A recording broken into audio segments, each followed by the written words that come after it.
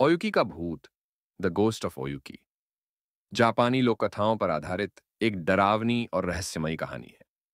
मैं आपको इसका हिंदी में संक्षिप्त और रोमांचक वर्णन देता हूं। कहानी का सारांश। ओयुकी का भूत।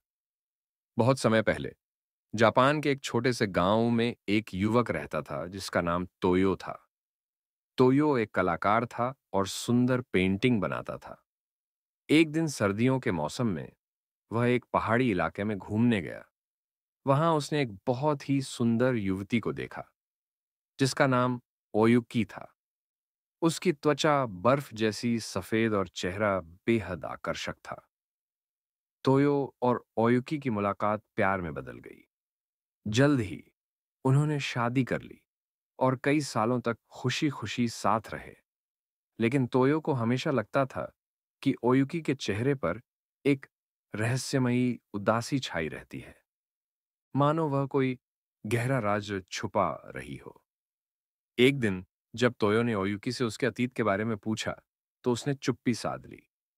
लेकिन एक भयानक रात, जब भयंकर तूफान आया और घर ठंड से भर गया, तो ओयुकी अचानक अदृश्य हो गई। सुबह तोयो ने देखा कि उसकी पत्नी गायब थी। कुछ दिनों बाद एक बूढ़ी महिला गांव में आई और उसने तोयो से कहा कि सालों पहले उसी जगह एक महिला की मौत हो गई थी, जिसका नाम ओयुकी था। वह ठंड में जमकर मर गई थी और अब उसका भूत लोगों के साथ रहता था। तोयो यह सुनकर स्तब्ध रह गया और समझ गया कि उसने सालों तक एक भूत के साथ जीवन व्यतीत किया था। कहानी का संदेश।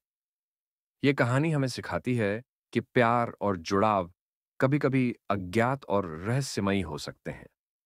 कुछ आत्माएं जो अधूरी इच्छाओं के साथ मर जाती हैं, वे इस दुनिया में लौटकर अपने अधूरे काम पूरे करने की कोशिश करती हैं।